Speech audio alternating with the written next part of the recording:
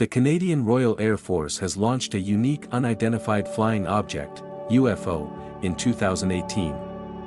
It resembles a man lying on the ground with his palms raised in the air, as if he is shielding himself from an unusual object that resembles an unidentified flying object, UFO. This is particularly evident when the power is turned off and a flashlight is employed to observe the UFO. A yellow glow emanates from the floor and illuminates the individual. Naturally, a significant number of individuals believe that it is a distinctive souvenir coin that was created by a design firm with the intention of reselling it at a premium. However, the narrative that underpins that coin is considerably more startling. It was initiated to commemorate the 50th anniversary of the UFO incident at Falcon Lake, Canada. What was the fate of the individual depicted on the coin in the past? Is this the most compelling evidence of the existence of extraterrestrial life on Earth? I and you will discover the solution in the video of today, which transcends the limits of reality and imagination. The Falcon Lake incident, evidence of the appearance of UFOs in 1967. Falcon Lake was situated in White South Park, in the southeast of Manitoba, Canada. It generates salinity, regulates floods, and supplies irrigation water. Additionally, it supplies energy to the surrounding region. Additionally, it is purported to contain numerous minerals and precious metals, including silver and zinc. Consequently, it has become the focus of numerous individuals who aspire to transform their lives by searching for treasures in Falcon Lake. Stephen Michalak is one of them. He is an entrepreneur and industrial engineer who enjoys the pursuit of precious metals and exploration. Stephen departed from Greenback, Manitoba at 5 a.m. on May 20, 1967. He intended to conduct investigation and exploration at Falcon Lake, search for minerals during this period, as certain areas of the lake were deserted and lacked a superintendent. Nevertheless, Stephen was in possession of a hammer, compass, a piece of paper, and some sustenance. Sky was unobstructed, as if it were a typical day. Were frightened by something, evening, he directed his gaze upward to observe the sky. Suddenly, he discovered two cigar-shaped objects that were emanating a red light from a distance of approximately 45 meters. Of them halted in the air at a height of 5 meters for approximately 3 minutes, after which it soared straight into the heavens and vanished. Interim, the other bird approached Stephen with increasing speed and ultimately settled on a boulder that was situated at considerable distance. Geologist was successfully drawn to it. Object underwent a transformation from red to light gray, and subsequently assumed the appearance of a hot iron, with a golden radiance emanating from it. Moment, the geologist entertained an inquiry, is it? Stephen concealed himself behind a rock, endeavoring to recall all of its unique characteristics before drawing and enclosing it. Is his discovery? It is evident that it is distinct from any other aircraft that flown during the 1960s or has flown since then. This aircraft has a diameter of approximately 10 meters and a height of approximately 4 meters, as per Stephen's description. It is characterized by a central hull, an open portal on one side that resembles a large tongue, and two additional tongues on the other sides.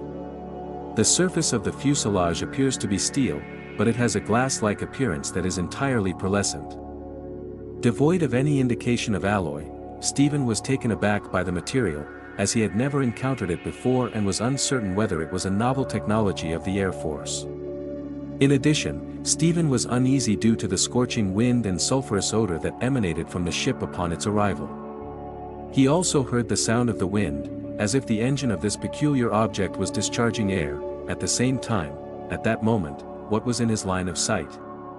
The chemical lab gradually approached the ship in order to confirm his theories. Stephen elected to place his hand on the probe, despite the fact that its surface was exceedingly heated. The latex glove's head was rapidly melted by the heat. He was so bewildered that he withdrew his hand and exclusively observed the aircraft with his eyes. A door began to gently open, and a peculiar object appeared after a period of time. Stephen, inquisitive and perceiving that the individuals within were experiencing an issue, approached once more and requested that they exit the premises if they were American. Do not be apprehensive. Please do not hesitate to contact me if you require assistance. There was no response. The chemical laboratory made additional attempts in Polish, Russian, and German, but nothing changed. The ship's bellow and squeak were the only responses. He attempted to observe through the door and observed a variety of colors of lights and lanterns. But he was unable to see any living creatures or individuals. He stepped aside, and 3 platters slid through the door, closing it. Afterward, the vessel initiated a counterclockwise rotation. Stephen was pushed aside by a powerful gust of air. The garment was aflame. It was necessary to remove it and extinguish the flames. Additionally, the suit within the chemical facility was required to be removed due to its excessive heat and subsequent burns. Stephen was perplexed, but he did not neglect to examine the peculiar object. Until it vanished without a trace. The speaker was employed to direct the voyage. However, the ship reversed course and ceased operations after a brief period. Stephen wandered through the forest and open fields, feeling both melancholy and distracted. Ultimately, he returned to his hotel in Falcon Lake and boarded a bus to Winnipeg. Stephen curled up on the bed and ambled about immediately upon his return home. After the Falcon journey, his 19-year-old son discovered that his father was experiencing numerous abnormal symptoms. Consequently, he retired to his room. The room was permeated with a pungent odor, reminiscent of the sulfurous aroma emanating from a fire engine. The odor emanated from Stephen's body and permeated the entire room. Shortly thereafter, the geneticist was transported to the hospital and diagnosed with osteoporosis. This photograph was captured during his treatment at the medical center in Missouri, Korea. It is evident that the rear of the stomach is adorned with clear scars that resemble a net. The doctors were unable to ascertain the cause of the laceration and were compelled to identify it as scabs caused by chemicals. Stephen continued to experience numerous severe symptoms even after his discharge from the hospital. His body emanated an unusual odor. He frequently experienced digestive system ruptures, syncope, aching, and a consistent loss of weight. This had a profound effect on his life. Even worse, Stephen's family contacted numerous psychiatrists, but the outcome was identical to the first time he was hospitalized. There was no positive development. Additionally, the crimson spots on his chest recurred for approximately 110 consecutive days. Stephen was required to administer numerous medications. However, no modifications were observed. Many physicians claimed that his symptoms were similar to those of exposure to toxic substances. However, the results of the tests indicated that the substance was not significantly contaminated. Stephen conversed with his family following his recuperation, and he came to the realization that his narrative was imperative for all to be aware of, as there was a potential for fatality. What would be the outcome if other individuals experienced comparable symptoms? Stephen's primary concern when he resolved to publish his narrative was this. The pharmacy reached out to the local newspaper, Winnipeg Chilburn. The journalists and photographers visited Stephen's residence to gather the essential information for their article. The newspaper published the story with the headline, "I was burned by UFO." A few days later, immediately, the Falcon event garnered significant attention. It was not limited to Canada, it was disseminated worldwide. A burnt shirt, a pair of gloves with a burned thumb, and other items of clothing are among the images of the incident that remain in existence today. The incident was highly captivating due to the crucial connections between the evidence and figures, which paint a picture of an enigmatic force that has eluded us. Let us investigate. We have sufficient evidence to contemplate an entity that is not a part of the Earth. Therefore, what was the outcome of the investigations? One of the initial agencies to initiate an investigation was the Royal Canadian Police, RCMP, when the story became a topic of discussion. The RCMP's initial investigation was not solely concentrated on the narrative, it also involved the collection of evidence at the scene, the analysis of unusual phenomena, and the identification of the events that transpired. The authorities promptly arrived at the location that Stephen identified as the location of the UFO's landing. Indeed, they discovered numerous peculiarities. The charred object was identified by a black circle with a diameter of approximately 4.5 meters that was located on the ground. Additionally, there were no indications of artificial materials, such as metal fragments from other familiar devices. Additionally, the RCMP collected soil samples, gel, and soil samples from the burned area. The laboratory received these objects for analysis. The outcome indicated that the radiation level at the location was 0.3 microcuries. It may originate from a radium source that is sufficiently large to expose rocks and minerals in Manitoba to radiation, rendering them unusable for an extended period. This is consistent with Stevens' report regarding his discomfort following his proximity to the object. The victim was interviewed by the RCMP police in addition to the scene examination. Consequently, there was a low level of skepticism regarding the geologist's ability to concoct an unusual narrative in order to achieve fame. Stephen was interviewed by psychologists in addition to the police to ascertain whether he had a mental illness. He maintained the entirety of his statement, provided comprehensive evidence, and disclosed that, according to the physician's report, Stephen was highly alert and did not believe that he was ailing or had caused any near-death experiences to attract attention. Additionally, he was an atheist who rejected the notion of extraterrestrial life. Consequently, it can be concluded that Stephen's experiences were accurate. Subsequent to the investigation, the RCMP determined that this incident was not explicable through conventional methods. Consequently, the organization transferred the matter to a different agency in order to conduct a more thorough investigation. The United States Air Force is the entity in question.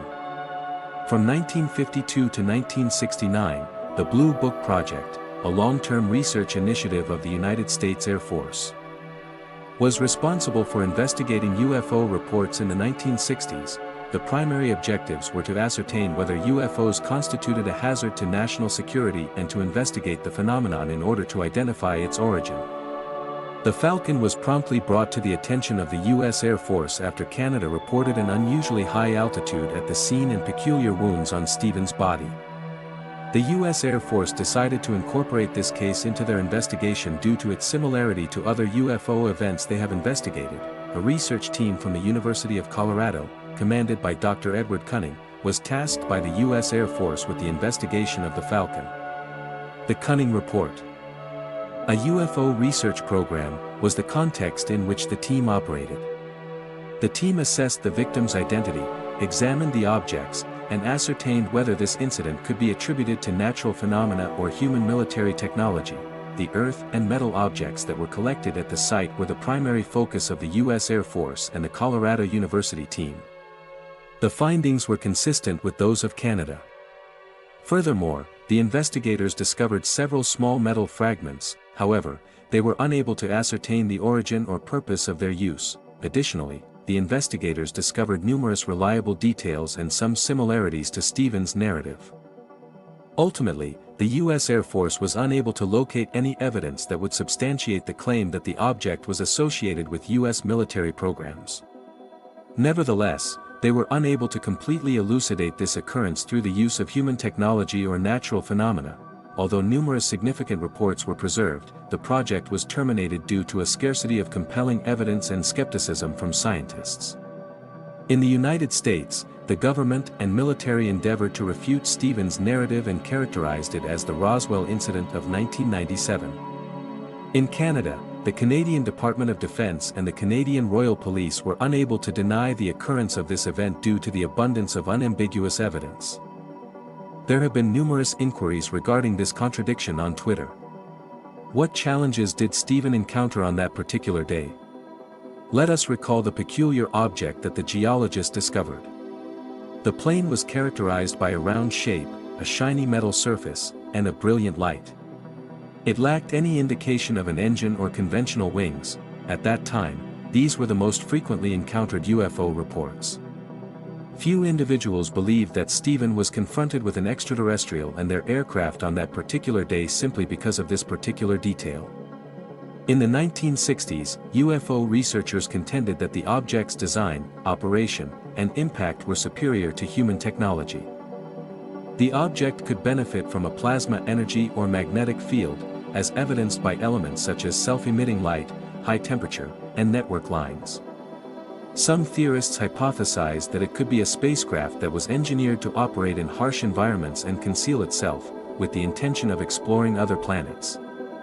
Additionally, there were numerous individuals who believed that there were cognizant beings within. The object did not respond to Stephen's attempts to communicate with it, and it subsequently attacked him. It appears that they regarded him as a menace. The wounds on Stephen's body served as evidence of just that. Furthermore, there were scientists who advocated for the theory, including Chris Kruskowski. Since the 1970s, he has been a Canadian scientist, writer, and educator.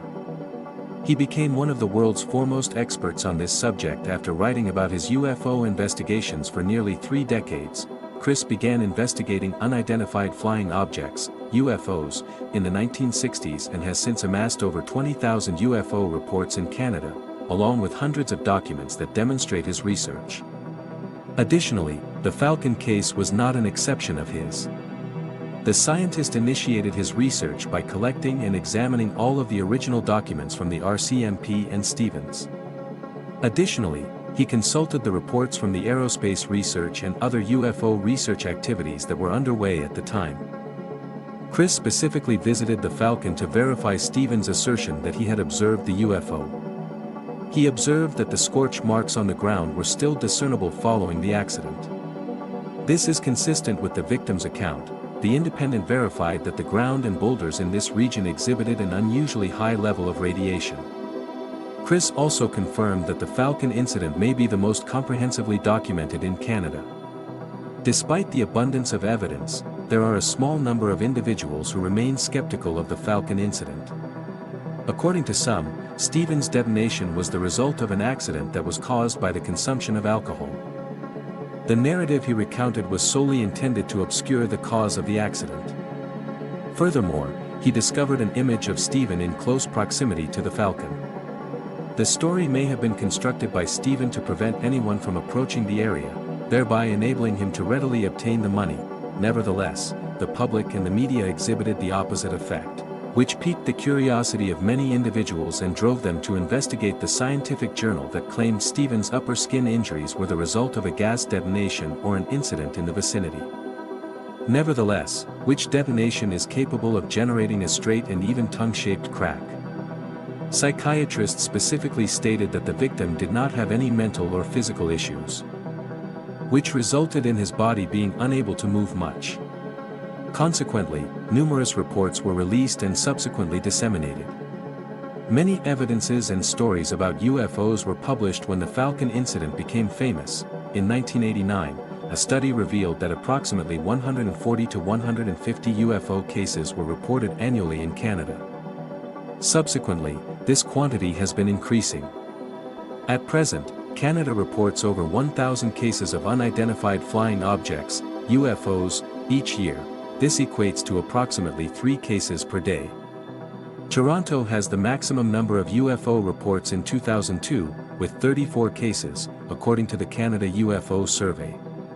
Vancouver follows with 31. Additionally, there are 25 residents in Torres, British Columbia. The average duration of time it takes to observe a UFO is approximately 15 minutes during the same year. The enigmatic flying object is described differently in each incident. At times, it appears as an orange circle, while at other times it is an oval with a tail that is visible undulating on the water. The Canadian Public Aviation Reporting System documented numerous instances of UFO sightings in Canada, in addition to personal reports. This demonstrates that Stephen's work has had an impact on the perceptions of UFOs and extraterrestrial. Numerous individuals make light of the fact that Canada has truly achieved the ideal of residing on Earth, as opposed to the United States. Although some individuals assert that this incident is associated with extraterrestrial beings, there are also a small number of individuals who believe that it is merely a natural occurrence. According to Stephen's account, scientists and experts speculate that the event he observed may be an uncommon natural phenomenon. They are light spheres that range in size from a few centimeters to a few meters. Typically, they emanate intense light, have a lifespan of a few seconds to a few minutes, are capable of movement, and occasionally explode upon dispersal. Stephen described the object he observed at Falcon Lake as a plate of light that emitted bright light and extraordinarily high temperatures. This is comparable to a hair. The scent of sulfur, in conjunction with the presence of those objects, is consistent with the public's comprehension of this natural phenomenon. Additionally, the conditions of the era may have created an appropriate environment for this phenomenon to occur in the area immersed in Falcon Lake. Nevertheless, this theory is not without its drawbacks, including the lengthy display time, the intricate shape of the object, and the peculiar sound that the earthquake detected. These are not consistent with the typical depiction of a rabbit. Furthermore, the rabbit's form is not consistent with the location that the victim described in his notes. The rabbit remains a plausible hypothesis in light of the limited data and current scientific knowledge. However, it is unable to elucidate the entire incident, as well as the scratches and unusual symptoms that Stephen experienced after encountering a strange object. It is important to recall that the physicians suspected that he had contracted radiation. This is the reason why numerous scientists have developed an alternative theory regarding the natural radiation emanating from the uranium mine in Falcon Lake. The incident occurred in the Shield region of Canada, which is abundant in mineral resources, including metal and non-metal deposits. Uranium, a naturally occurring radiation element, is particularly prevalent in this region. It frequently manifests as particulates in ice, particularly granite and metallic. The splitting of uranium into other isotopes, such as radon and radium, can produce natural radiation. This process of splitting generates ionization, which can be detrimental to living organisms when subjected to elevated temperatures. This includes thianfa, beta, and gamma ions. A series of symptoms, including nausea, fatigue, body aches, migraines, and skin peeling, may be experienced if the scar is infected, particularly on scars with lines. Stephen was compelled to endure this for an extended period following the incident. Additionally, police reports and scientific investigations have demonstrated that the vicinity of the peculiar object is characterized by elevated levels of radiation. Nevertheless, scientists have determined that the radiation level is insufficient to induce scarring in the victim. This is the reason why the uranium theory continues to contain numerous inconsistencies. It is comparable to a component of a broader narrative, which demonstrates that the Falcon fallacy may be the outcome of numerous integrated factors. Additional research and investigations are required to elucidate this matter. However, the natural radiation theory remains a valid perspective. The Falcon fallacy is the subject of two distinct explanations. However, neither is particularly persuasive due to the numerous gaps and incomplete premises. Numerous individuals are of the opinion that the Canadian and potentially the US governments were instrumental in concealing the truth about the events that transpired. For what reason is this notion held up? Countries such as the United States and the United Nations were extremely concerned about UFOs and aliens at the time of the incident. Furthermore, the tension between the two nations has prompted a significant number of individuals to express concern that enigmatic flying objects may be advanced technology from the opposing country. Consequently, there has been a significant increase in the monitoring of information related to these phenomena. Simultaneously, the Canadian military contingent was deployed to the location immediately following the renowned narrative. The area has been blocked to assess the radiation level and gather evidence, according to reports. The military's involvement in the incident raises concerns that the government has discovered something significant that they wish to conceal from the public. The government's dearth of clarity is one of the primary reasons why many individuals endorse this theory. The victim, the theory, and the unambiguous evidence are all present. However, the outcome remains uncertain. Stephen himself encountered significant challenges in his efforts to secure assistance from the Canadian government. This opinion is most clearly demonstrated by the uncertainty regarding the story's veracity. The public has encountered challenges in identifying the critical details of the incident in which Falcone sustained a severe injury, as numerous documents have been disclosed. The majority of the reports on the level of radiation and other evidence had never been completely published prior to the publication of the study by UFO scientist Chris Kruskowski. However, the government will not be required to do so if there is nothing to conceal.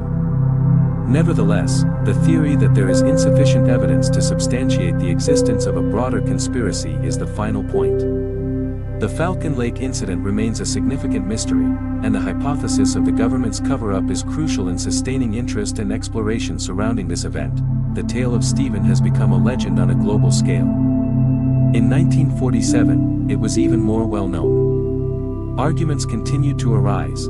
As a result of the absence of factual evidence, a series of arguments were exchanged, but a conclusion was not reached. The victim has passed away after suffering 35 million injuries. However, his impact on the case continues to this day. UFOs are of greater interest to individuals throughout Canada. Additionally, the government received numerous letters of request that provided comprehensive information and the most concise explanations. Clubs, UFO fan organizations, and aliens were formed to collaborate on fabricated theories. The law regarding information access was implemented in 1983. Requests for information were submitted by investigators. In fact, they received data from the government. However, they still lack substantiation of UFOs. Since the incident, Canada has issued a special 50-year declaration until 2018, as evidenced by the video's opening.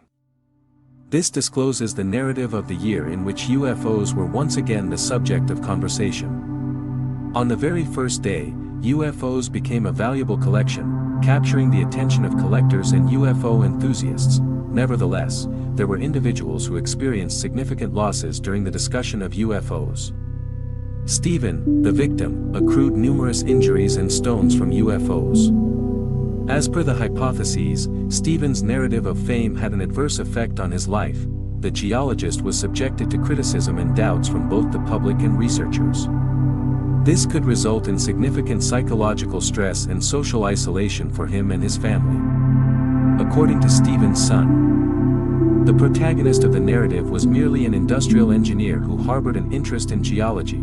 Stephen would be a savant if he were capable of fabricating an account of an event of this magnitude. However, his words were rendered meaningless when he was questioned, and they even served as a catalyst for other theorists to re-evaluate their positions. It inadvertently caused the truth to disappear into an abyss that is unknown to us. Stephen's experiences at the Canadian UFO remain unknown to this day. The case has become a contentious issue among Canadian researchers due to the lack of clarity regarding the specifics. Misconceptions regarding this event continue to accumulate. From rumors regarding clandestine experiments to theories suggesting that we may have interacted with extraterrestrial beings. Is the reality being concealed? Or is there something that is considerably larger than our imaginations and beyond our comprehension? It is possible that the Falcon's true nature will remain a mystery. And each time it is brought up, it elicits enigmatic thoughts and even stranger hypotheses. And now goodbye and see you in the next videos. Don't forget to subscribe to the channel and leave your requests in the comments section.